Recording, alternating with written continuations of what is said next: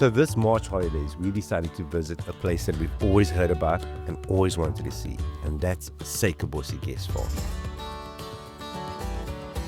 Only 210 kilometers outside of Cape Town. It's a quick drive, quick 2.5 to 3 hours. We were towing, so it took about 3 hours.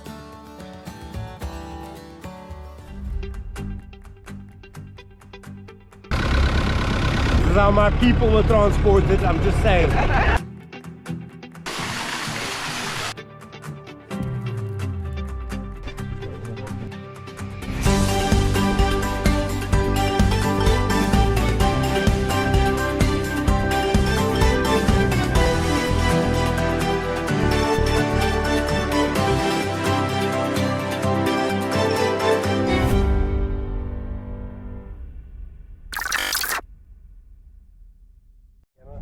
Doing a long weekend away. We're leaving on Thursday and we're going to Suikerbossie. Boys, are you ready?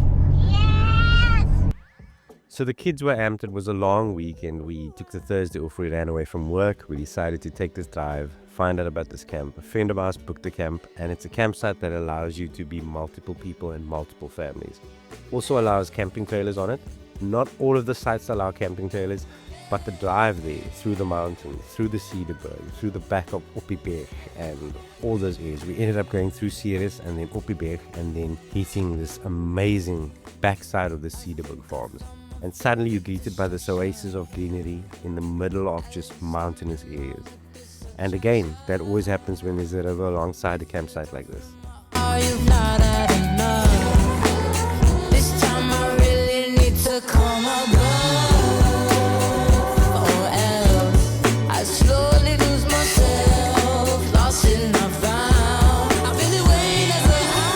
Just breathtaking views for as far as you can see. Endless rivers, endless greenery. Just really a sight to behold. So we're going to look where we're going to park. So there's our jetty. I think that's our own private jetty. No. I can go on it. Yes. Is it deep? So listen, what are these? Just explain to me quickly. What is that one over there? That's not us. No, that's over 2, over 3. So this whole side is ours. Okay. So let's walk to the end there quickly. Oh, this is so nice. Oh, the wood is there. And the family is here. Oh, I think I want to do it now. Setting up under the lamp at Oberkamp 3. And we are literally on the water. Cuckoo! Cuckoo! It's a beautiful campsite though. So we got a bit of summer rain. Yo, how leak is this? Are you gonna jump in the river? No, my chest isn't ready.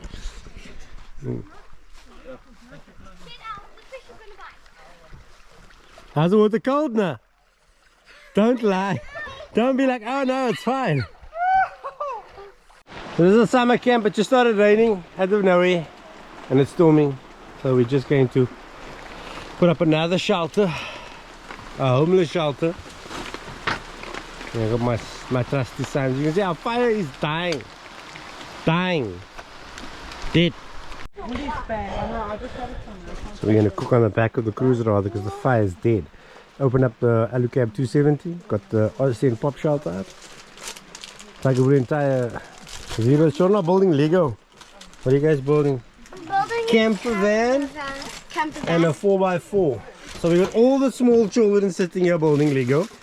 Hey kids.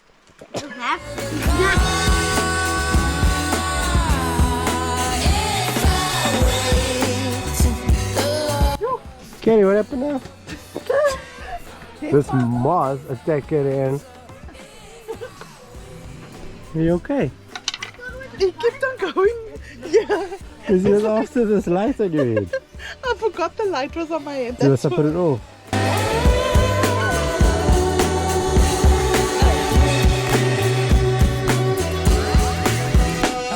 It's one season. Why you jumping that gear? Make the theme song. Cause we all need some fear. There's a reason that I'm having my year. Got my feet up and they take what I get.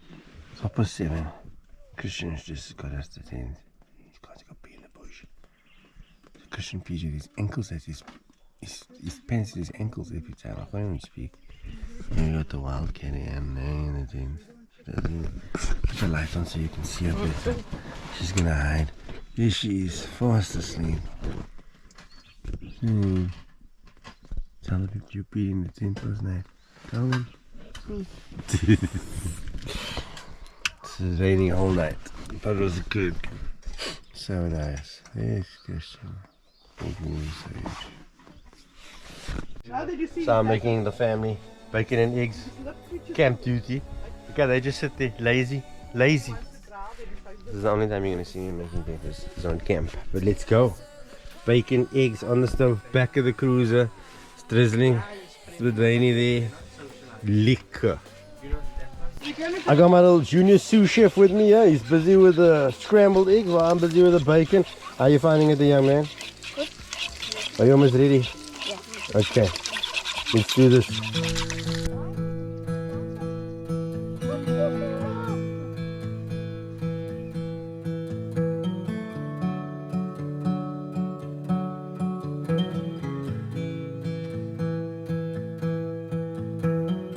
And the next morning after the rain had cleared, we decided to take a little drive and just see what we could find in this amazing place. Have a look at all the different campsites, because there are so many, and there's hidden ones that you just don't know about, but you have to go look for.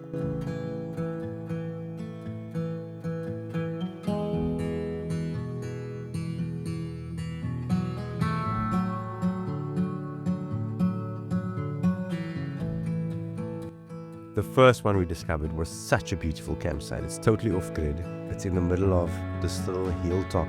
We've got your own little private lagoon, kind of a river bed. You're just away from everyone else. So if you really want to break away, this is the campsite. There's another one called Waterfall or Waterfall. That one's just as beautiful. We couldn't get to that one because there was people there at that time.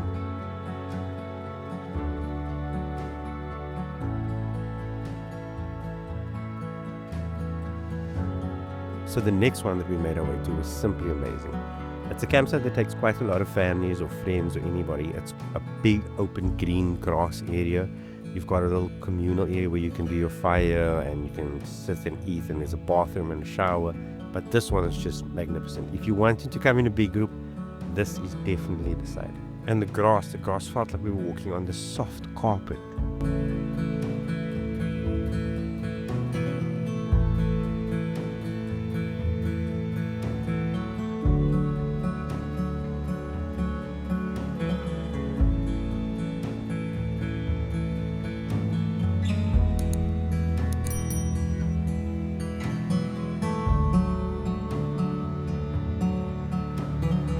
Driving back through the farm area and the barns and that just makes me realize how much I could actually live out here. In the middle of nowhere with a barn and a shed, building things, fixing things, and just living basically off the land. That's the life that I aspire to have.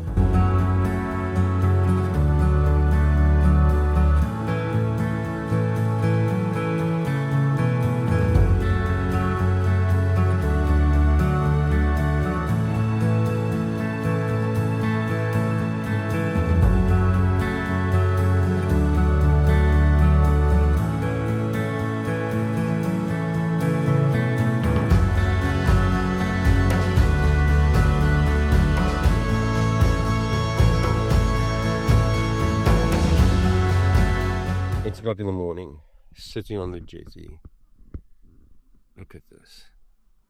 Cup of coffee, jetty, Suikerbossie, no phone signal. I think this is actually perfect. I think this is one of the things that made it really nice here, is that we had no cell phone reception, like nothing. So you don't get anything, which is, you know, in the first, having from the lives that we all live, the first day or so you're hyperventilating, you're worrying, you think about, oh, who's not going to get hold of you, and all of that, and work.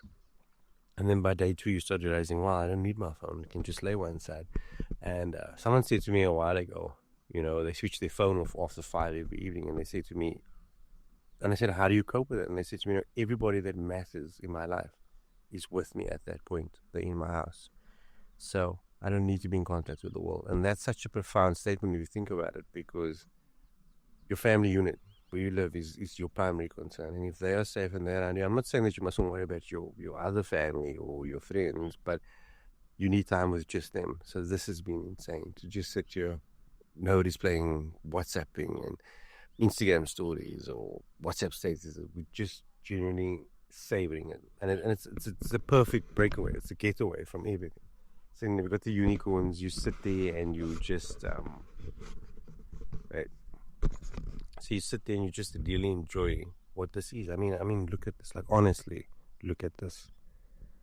Like, you sit here in the morning with your coffee and you can think of, I can't even think of 5 other places I'd rather be right now. Except at the Formula 1, watching the race live. That's the only one place. So here we got Connor trying to inflate what looks like, I don't know what that looks like. They make it look so easy in the instructional videos, don't they? Go! 3! It's not enough, bro. You need to get like wind. They make it like this S movement. Hey. 3, 2, 1, go!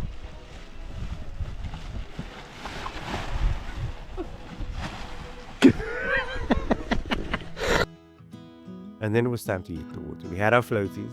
Obviously you can see I'm on the unicorn, but the water was just amazing. To always camp on water is something that I don't really know if I can camp on campsites that doesn't have water around. For me, it's a must-have.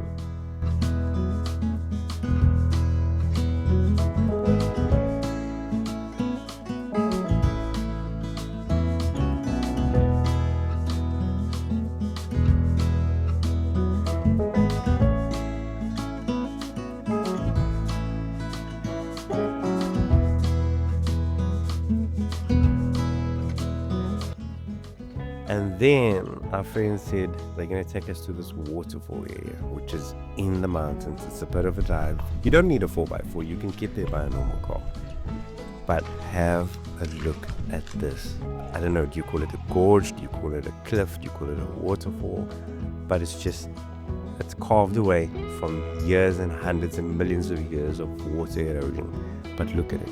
It's something out of like National Geographic. And this is one of the things. These are the memories that your children will live to remember for the rest of their lives. And one day they'll sit back and they'll hopefully want to do these things with their kids. So there's no better school holiday or long weekend than going camping and being out in nature, as opposed to being in a mall or going to a cinema. So for me, it's just a no-brainer. My kids have to be out in the wild, and I have to be out in the wild.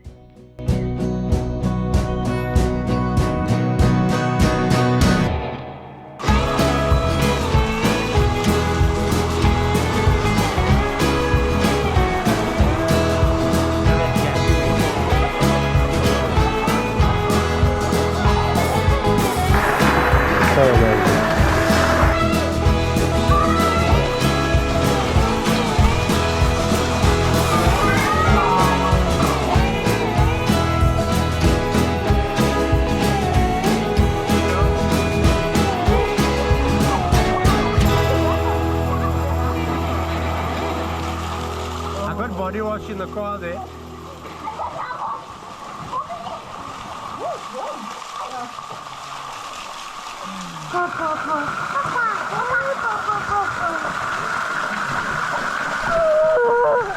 There's my beautiful wife, come here. She little sexy thing. Molted it.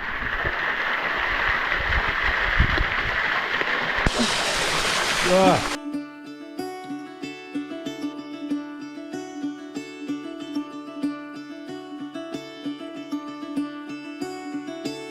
Caught behind Venetian blinds, out of reach for the city lights. This ain't where I belong. Hey, look at me, man, what I've become. I've been running east, looking for a sunset, digging deep since 99. What I thought was gone was sitting in my pocket in plain sight all along. So now I'm going back up to the top to go launch the drone, because I think this place is drone worthy. So what you're going to see now is an aerial view of just how amazing and beautiful this place is. So here we go. I think it's time for me to go. Burn all bridges. All I know, I got lost along the way. Fell between the foam, pulling stitches. Time to let go, so come what may.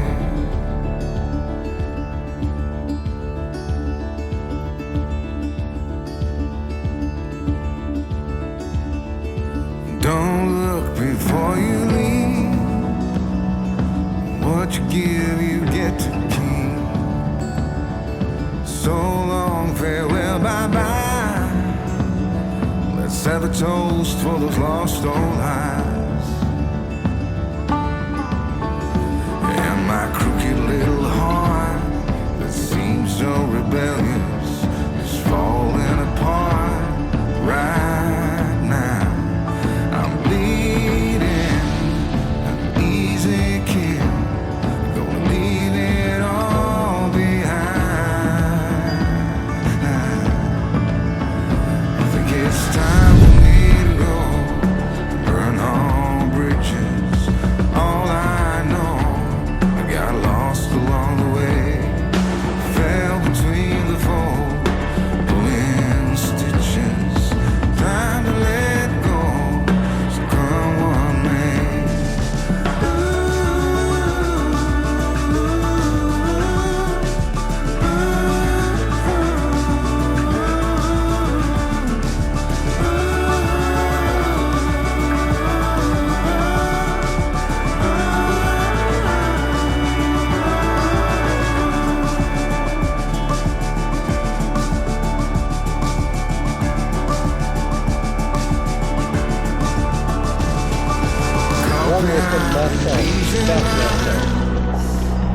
Out of reach for the city lights. This ain't where I belong. Look at me, mama, what I've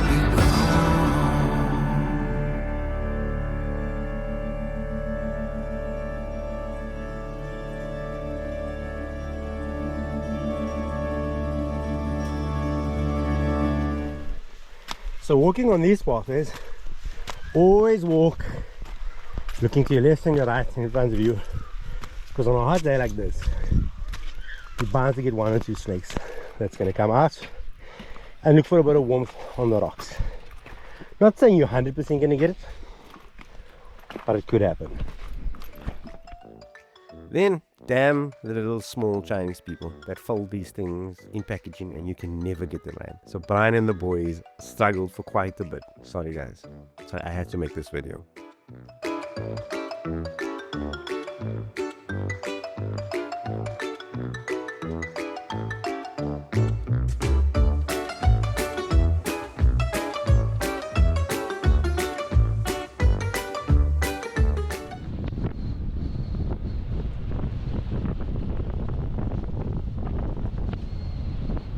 We're all taking a walk now with the cameras, and we are going on a tractor ride into the mountains, and we got our tractor ride dope. So you take us to Bushman paintings and all of those things. Onto the tractors we go.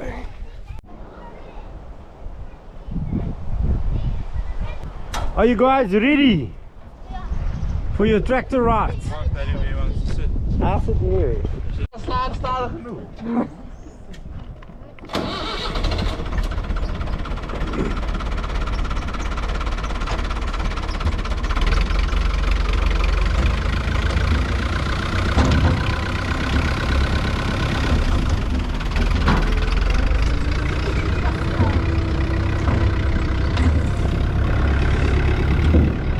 This is how my people were transported, I'm just saying. I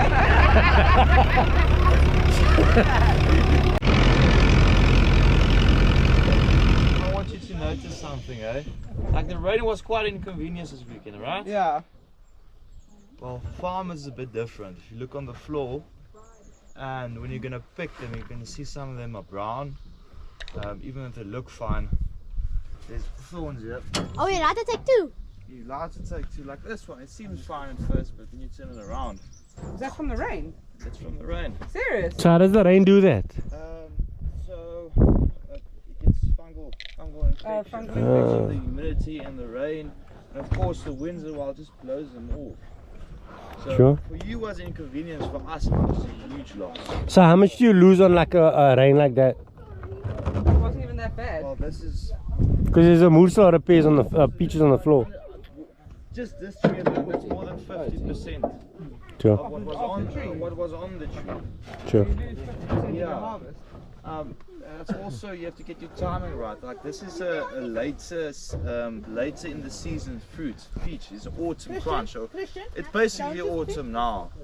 And because of it's autumn, you know, the rains come more towards the winter. So it's a bit of loss. If the rain just kept on for 1 week later, we could have harvested this with no issues. Sure. It's a major difference. Yeah. So everything, funny thing, right?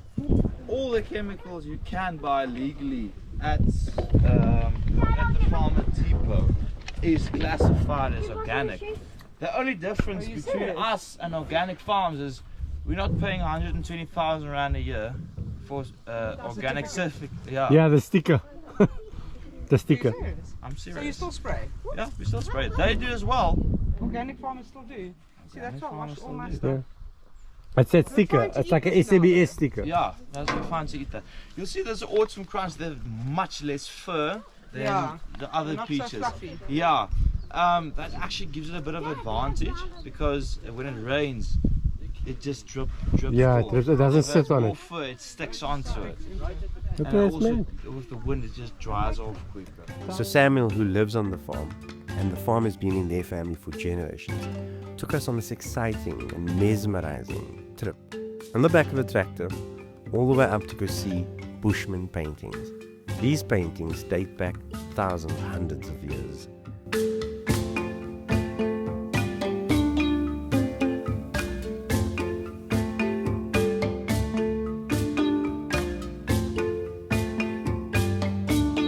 He also showed us guano, which is we associate with bat droppings, but it's not just bat droppings here, it's dassy droppings. And weird fact about it is that archaeologists can actually date with dassy droppings, guano, and say when there was droughts, when there was floods, when there was famine, almost like a tree bark, they're able to cut it open and actually see in the sections of it what occurred over the thousands and hundreds and millions of years that it's been there. This rock is balancing from erosion on literally something that is like 50 centimeters wide, and this thing probably weighs a couple of tons.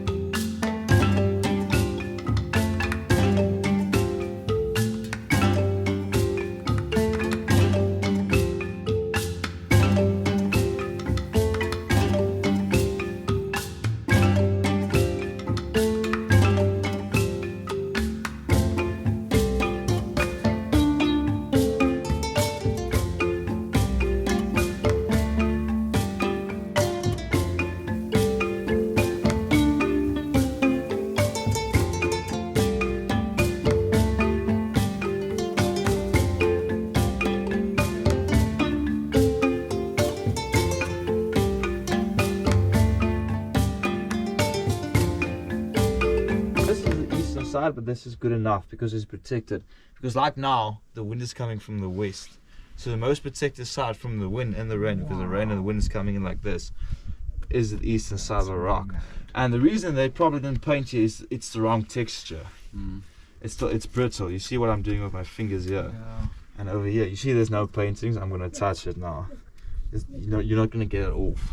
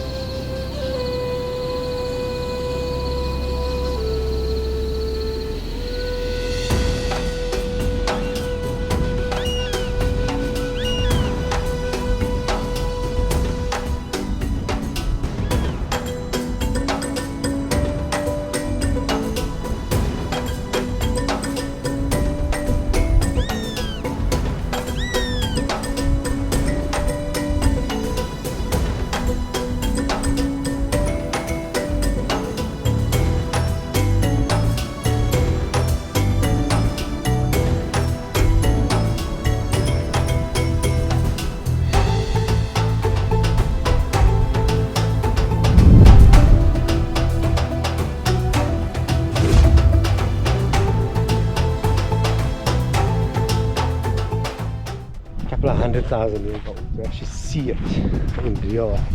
The last time I saw something like this, I was in Joburg, and I was at the kraal areas where they did like the circumcisions and the meetings and that of the young kids. It's beautiful as a space, man.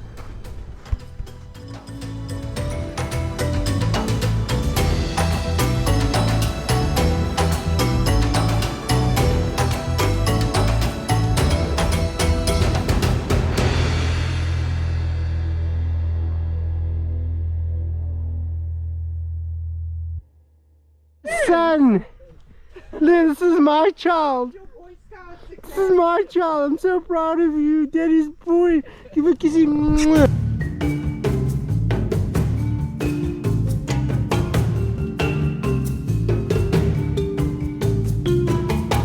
And just like that, it's time to pack up and go home. 4 days can feel like 4 hours if you're at the right place. So the camping weekend is over. We are going home. We are packed up. Everybody's going to sleep. We got 219 kilometers left, and then we are going to be at home. Yo. Been lekker at Suikerbossie.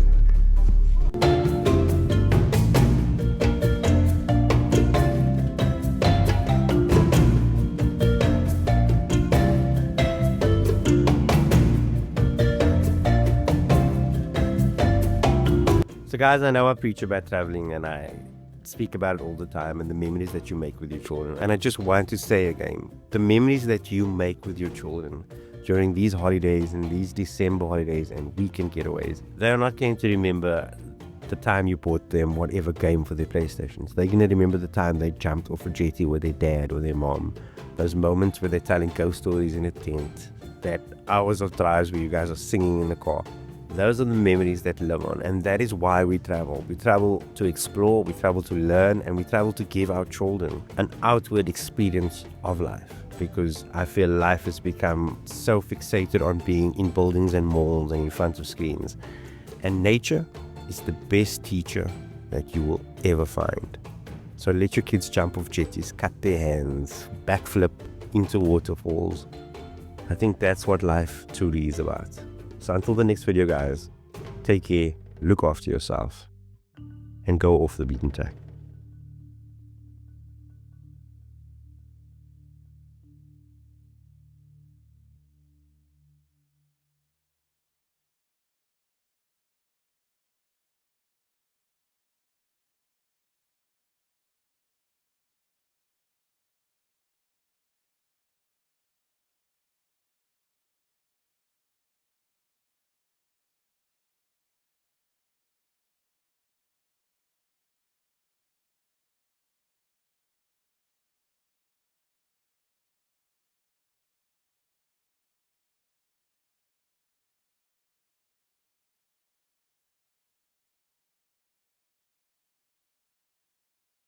So hi guys, I was just sleeping. I woke up really early, so we must really be quiet. And my nose blowing, like seriously. So I need to be quiet because like my brother's sleeping.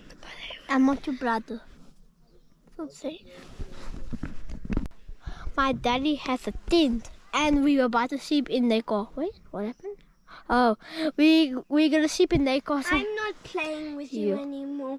I just wanted to vlog because I asked. You didn't even ask. You didn't even ask to vlog. It's very quick. Sure, I don't know why she's leaving that place right now. Pretty decent. It's your fault that you were the one that kept on making mistakes in the video that I tried to do. What's up, dudes? The day's good. What? Oh, wait.